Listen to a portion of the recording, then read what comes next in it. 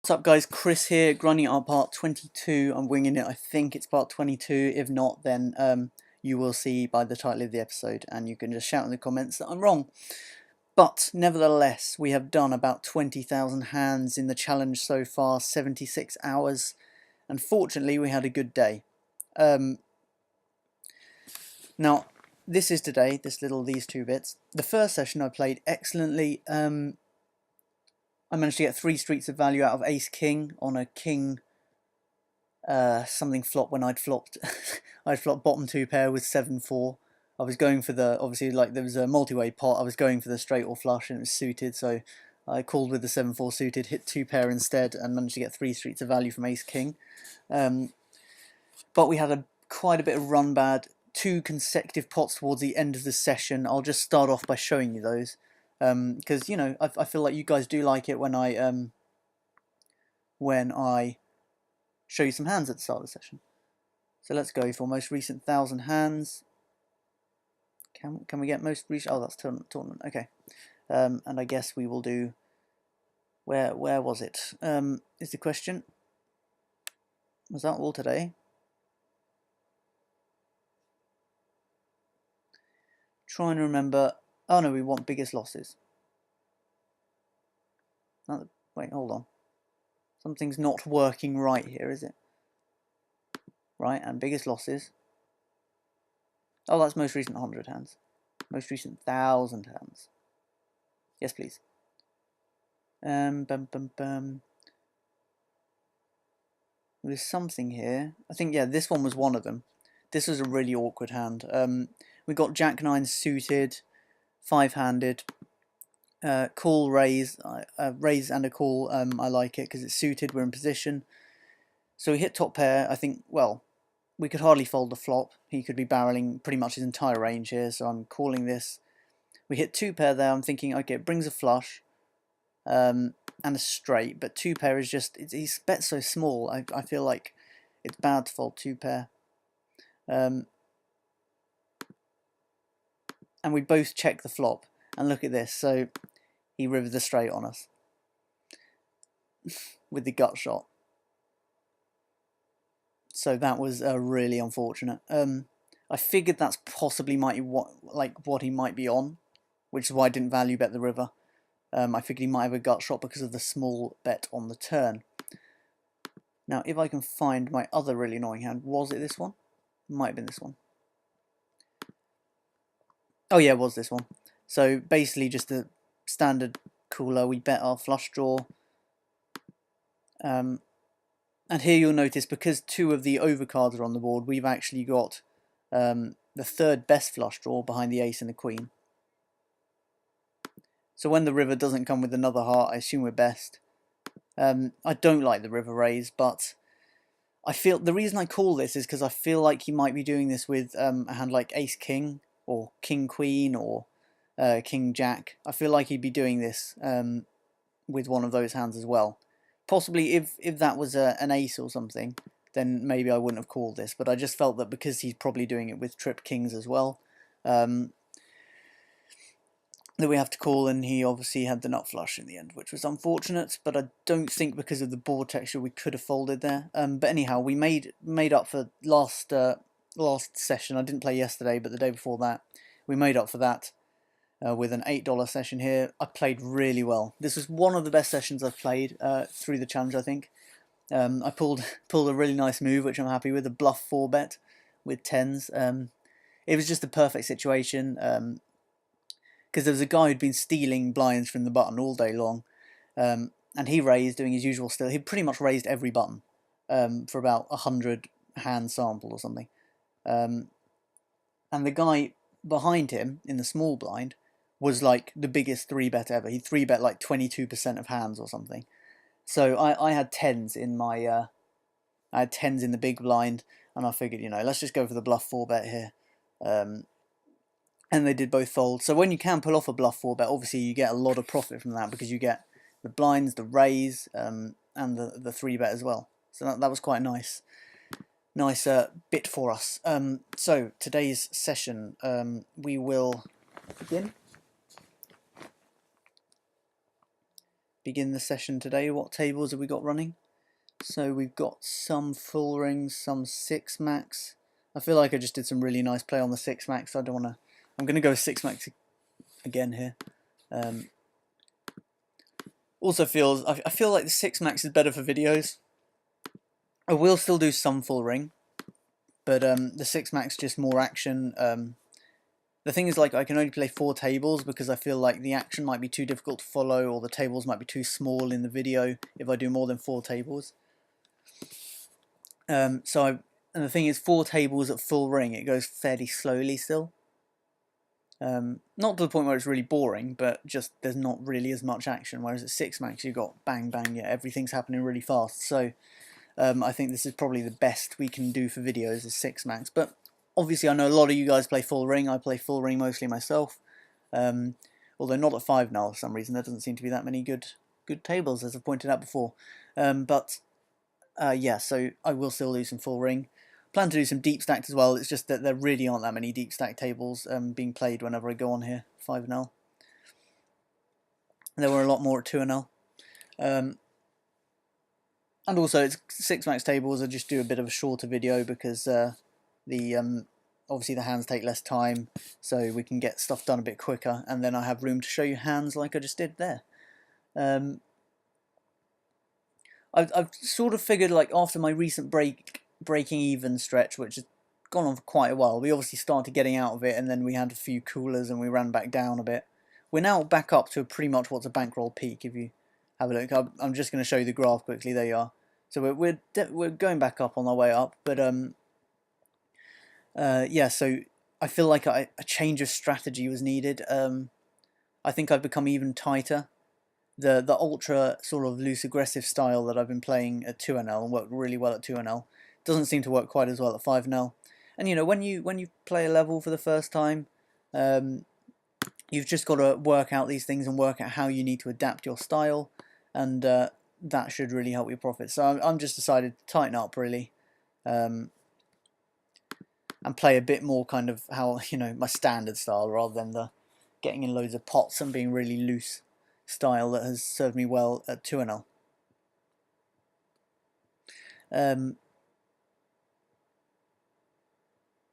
Also, I feel like because of my tactic up until now at the micros has been to try and get into as many pots as possible with weak players, even if it's out of position. But I've decided that actually position is going to be more important for me than getting into pots with the weak players. So if I see a weak player opening and I'm out of position with a marginal hand, I'm probably just going to fold instead of trying to desperately get involved now.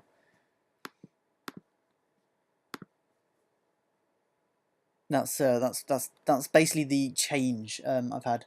I've also decided that players at these stakes are very, very wary about putting their whole stack in. So I feel like whenever I stack off with like queens or something, or ace-king, I'm always going to be beat by kings and aces there, unless I suck out, obviously, which has happened a couple of times. But I'm going to basically start being a little more tricky. I never like folding to min bets, but 7 deuce offsuit is really pretty much one of the hands I will fold to a min bet from the button.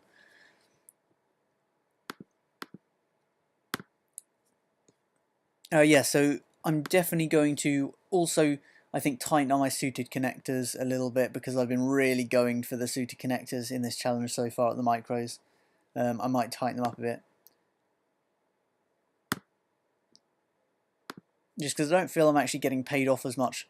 Everyone always says at the micros, you know, value town because they call so much, but I mean, some of the players do, but some of the players are real nits, you know. They really do not like parting with their money.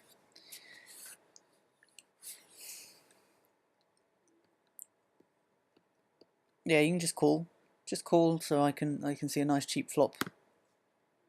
Obviously, I'm calling out of position with a hand like pocket twos because if I hit a set, then I can really go and get some.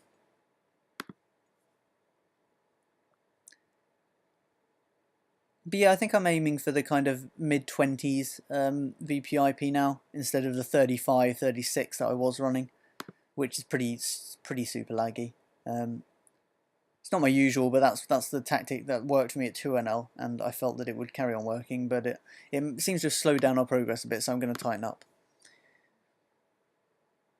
The other thing I've really noticed about microstakes is that players never seem to fold to c-bets in 3-bet pots. Even on board textures where you think they would a lot of the time. So I'm thinking I might play a bit more fit or fold in 3-bet pots.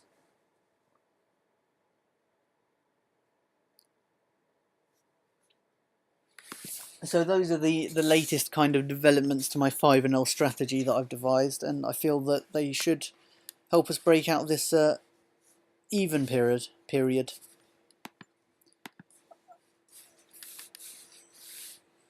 Got a lot of aces flying around. Yeah, so in other news, I don't know if any of you guys play on Sky Poker at all, but I play on that for my tournaments because I feel that it's got good field sizes, you know. Instead of having like 2,000 players in a tournament, which is pretty much impossible to win, they do, you know, you can get in tournaments from anywhere with 30 to a couple of hundred players. And yesterday I ran really well and final tabled a £1,000 guaranteed bounty hunter tournament, which was a progressive knockout. If you know what those are, it's basically where you each have a bounty on your head, which started at £5 because that was a £10 buy-in tournament.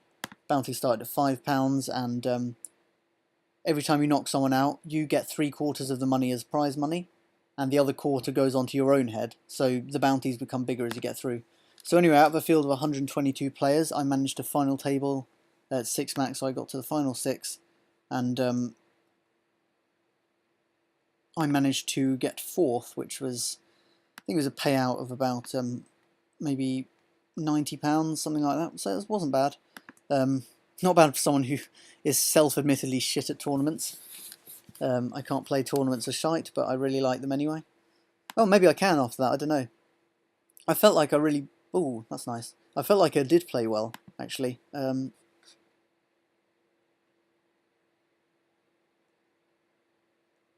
I feel like we can bet because there are so many draws. I just don't want to be giving a free card here. You know, a lot of straight and flush draws, and if obviously they make us the straight or flush, we're probably going to lose a lot of money on it with our trips here.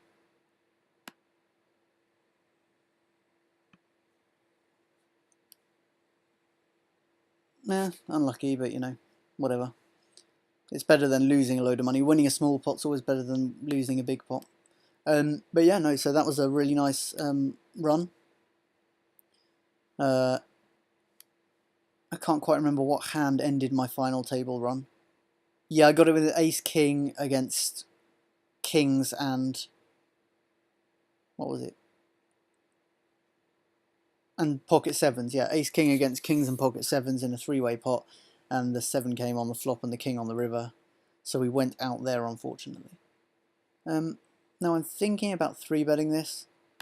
We don't have many hands on him, but I'm wondering if he's got a 3-bet fold percentage yet. He did fold to the 1 3-bet we tried. I'm not going to do it, not going to do it. Not until I've got more information on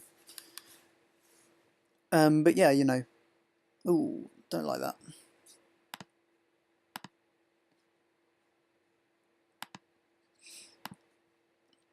So yeah, I'll be playing a few more tournaments on Sky, I imagine. I really like the tournaments on there, actually. They're all 6 max.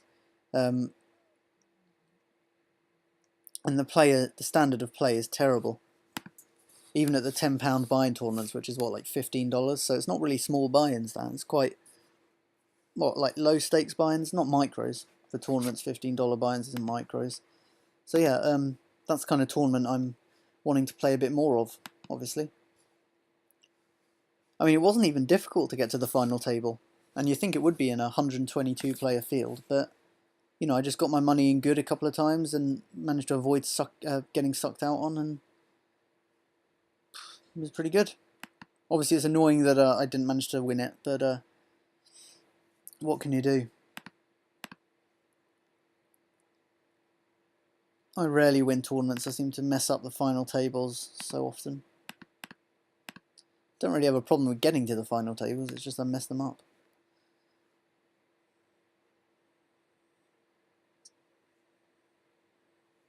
I definitely might work on my tournament play a bit more. No. Okay, we're going to 3-bet this. Pretty standard, 45. That's just a dead standard c-bet that. With play stack behind, get it heads up or two-way. We don't want to be outdrawn.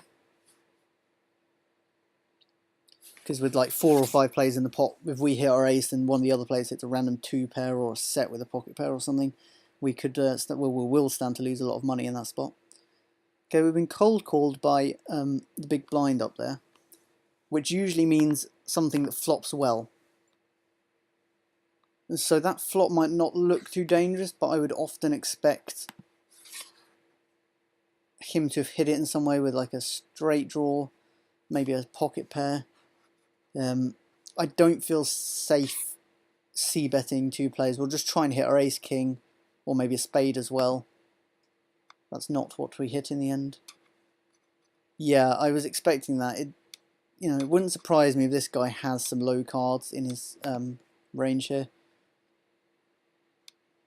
I don't know why I was thinking about calling that. I wasn't thinking, I just accidentally hovered over the wrong button.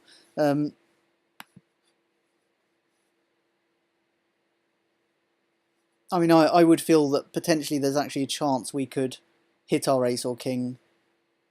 I mean, I think there's a reasonable chance that we could actually be drawing dead already. So I'm going to fold it. Don't get attached to your big hands when they're no good anymore. That's not bad.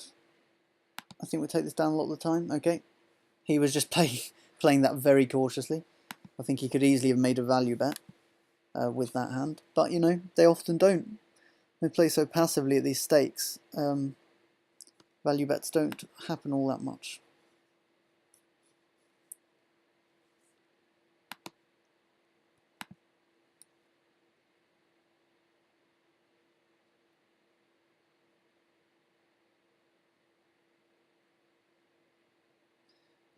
So we're just going to try and play well and run well over the next couple of days, and hopefully that will result in progression. Because after that great start to 5-0, where we rushed straight up for the first $50 profit at 5-0, we sort of slowed down and just trudged our way up the hill since then.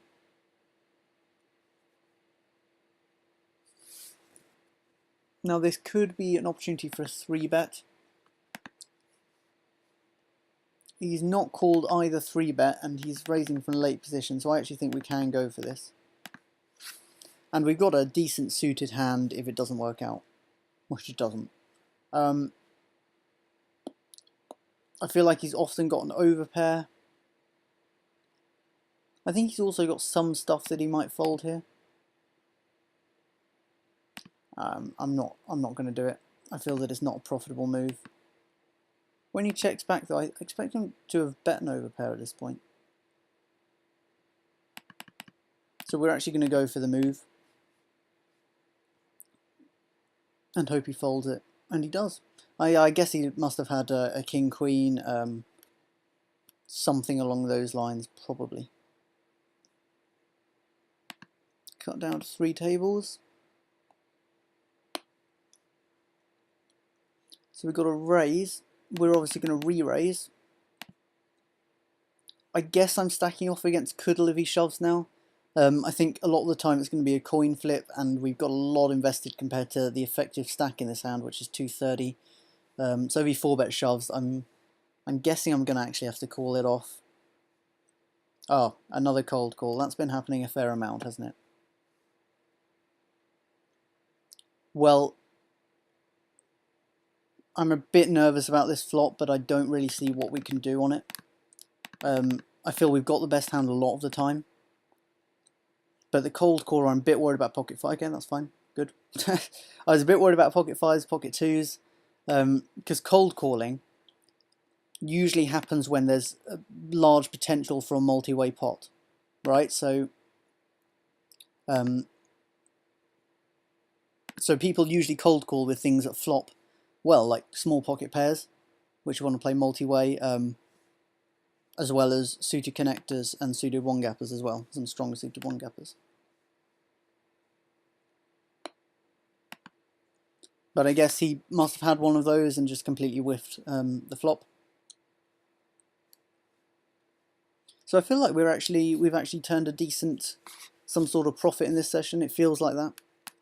Remember, I'm promising not to check the graph while playing on YouTube, so I am not checking. But I feel like we've done well.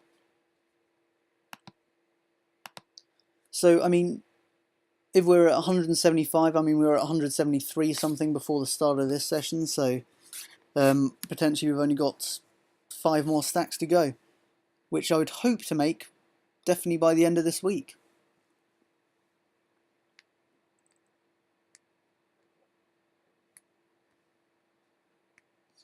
And I think that's realistic. If we can actually... I mean, I don't think we've been running terribly the last few sessions. I just don't think we've been running well. I think we've had a little bit of, you know, a few more negative coolers than I would have thought usual, perhaps. But I don't think it's been a massive amount of run bad, which is why we haven't really been downswinging. We've sort of been gradually stacking up profit, but very gradually. But, you know, I've actually found the difference to be pretty big between 2NL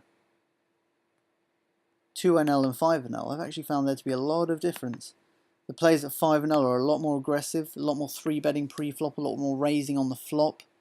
I'm actually really impressed, if I can use that word, with the standard of play I've been seeing from some of the players at 5NL. So if you're struggling at 5NL, if you're a micro grinder and this is your first bankroll sort of experience, and you're struggling a bit at 5NL, I wouldn't be worried, because from what I can tell, 5NL is really not much easier than 10NL and 16NL perhaps, if you play on stars. I haven't actually played much 16NL myself. I did a bit on my main bankroll when I was around that area, but yeah, no, it's a fairly difficult level compared to 2NL, 5NL. So yeah, don't be disheartened, just keep plugging away. The other thing I found really difficult about 5NL is the player pool is just so big, it's difficult to get reads on players, you know. I mean, look, we've got some reads on this guy, but even on him we haven't got that many. 215 is not fantastic. I mean, that's only really good enough to use the VP, the PR, and you can sort of look at the C-bet percentage and 3-bet a little, but not that much. And, like, you know, these guys, we just haven't got much of use at all. I don't like calling raises from out of position, so I'm going to raise it pretty big because we've got a limper in the pot. I want him to go away. Well, we're definitely going to have to call it off if he shoves on us now. Never happy stacking off with ace-king, but against a short stack I feel that it's usually going to be a coin flip. He's going to have something like 8s, 9s, 10s, jacks, queens, or king-queen even, ace-queen perhaps. And sometimes he'll have kings and aces. But even in kings we're not in terrible shape, because we've still got our aces out as outs. Yeah, that's good. You sort of want to be taking it down. You don't want to play a large pot out of position, so I'm pretty happy to be taking that down there.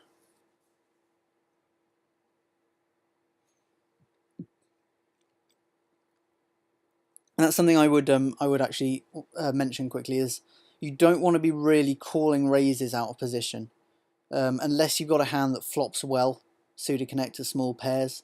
If you've got a hand like ace 10, ace 9, king 9, something like that, that doesn't flop well, you're actually better off 3-betting and trying to take it down right there. And then if he calls, you're pretty much best just giving up if you don't hit something good. Because calling raises out of position is just a disaster. And there we go, that's my wisdom for the day. And we will see our profits for the day. We just stop getting hands. And we refresh, we can see, not bad. So 174.12 is the bankroll. Believe that's a new peak. Not quite, but not far off either. So as you can see, we've sort of been gradually going up. But it's taken a little while. We've had this long period of break even. So we're just going to try and carry on this little upward line we've got going, and hopefully whiz it up to there. Actually, wait, there is where we need to go for 10NL. And I expect it to be fairly smooth at 10NL. I know what changes I'll need to make, and I don't think it would be too many changes actually. Pretty much the same tactics that apply for 5NL can be used for 10NL because they're pretty similar in terms of the style of play. We have also, have we not reached our, oh no, we're 20 hands away from 20k. That would have been fun, wouldn't it? But I will be doing a tournament video later on today as well, so look out for that. And it looks like things might be going well again, so thanks for watching. Please like, comment and subscribe, and I will see you in the next video. Bye for now.